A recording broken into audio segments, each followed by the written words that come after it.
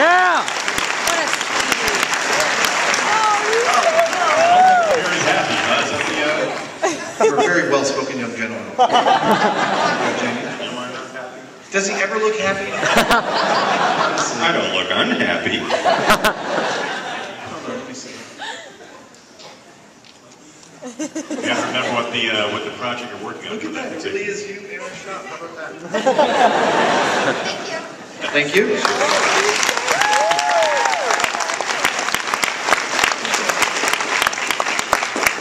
Back on the side here. Hey, I feel really awkward after this, after a really adorable kid just came up and asked you. But I bought this shirt especially for this event. I really love your show and I was wondering if you could sign it. Okay.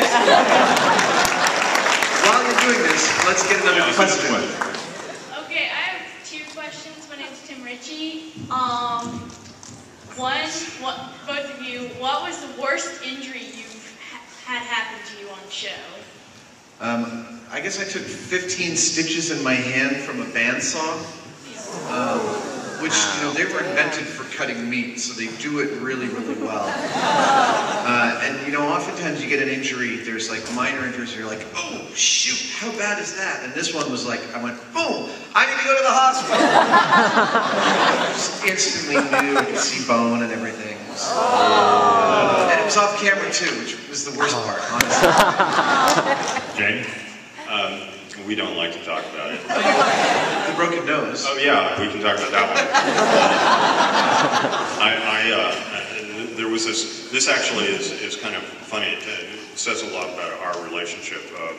We had this Batman episode where I was required to build a device that I could hold in my hand that would pull me up skyward really quickly, and it was battery powered. It had a really powerful motor in it, and so I do this. I'm tied on with a safety line in case the rather skinny line that I was using broke, and his safety line's going up through a pulley, and I've got him on belay with a secondary climber.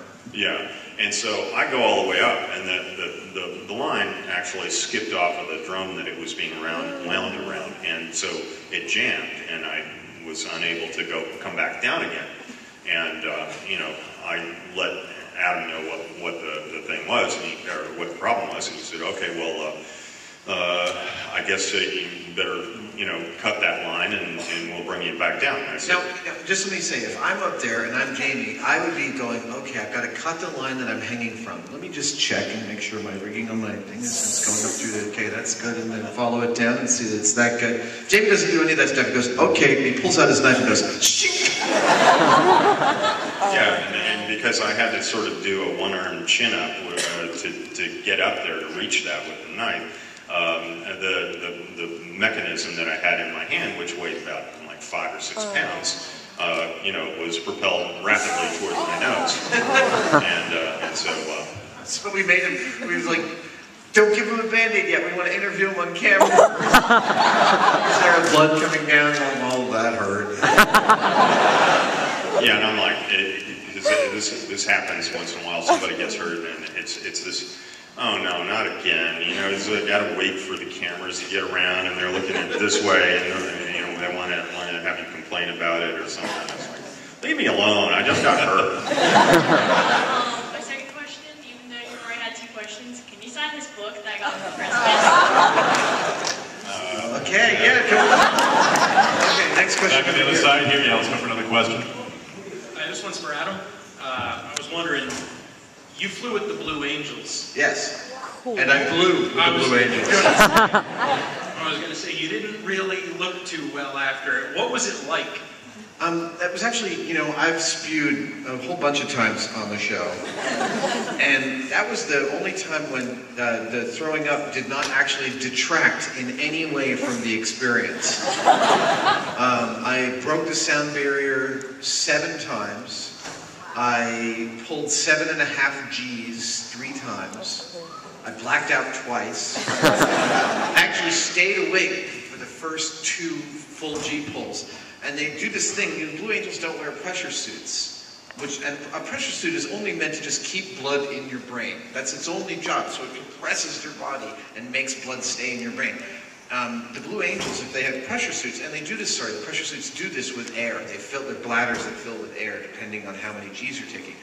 For the Blue Angels, their precision managing of the plane's orientation is so precise. To be a carrier lander, you can't wear a pressure suit because the inflating bladder would actually throw your plane off. So they actually, in addition to working 10-hour days, have to work out for 2 hours every single day to maintain their core so that they can basically keep blood in their brain just using their muscles. Now, for a normal person, you have to do it like this. You have to sit there and go, the Blue Angels can do it while they're chatting. But so I'm there going,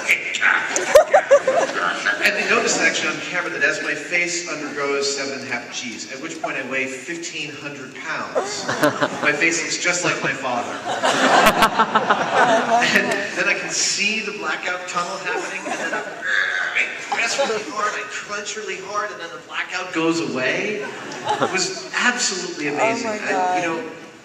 Like, if you ever get a chance, there's nothing that should keep you from trying it. I've never been in a more impressive piece of machinery than those planes. It really was incredible. All right, back on the other side here. So, Adam. Adam. Please do not blast the crap out of me for this, but,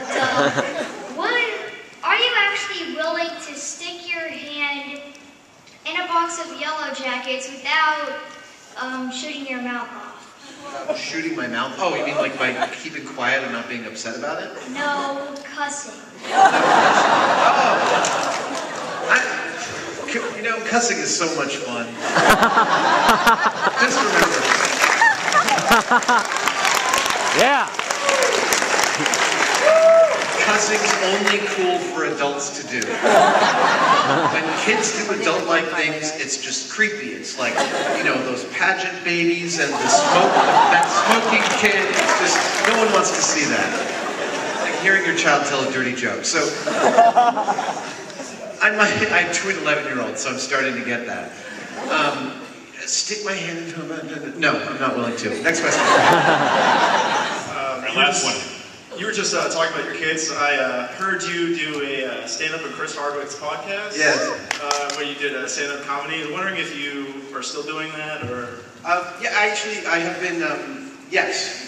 I consider it a skill that I want to obtain because all my favorite performers seem to be stand-up comedians, and it's a very difficult art form listening to the audience.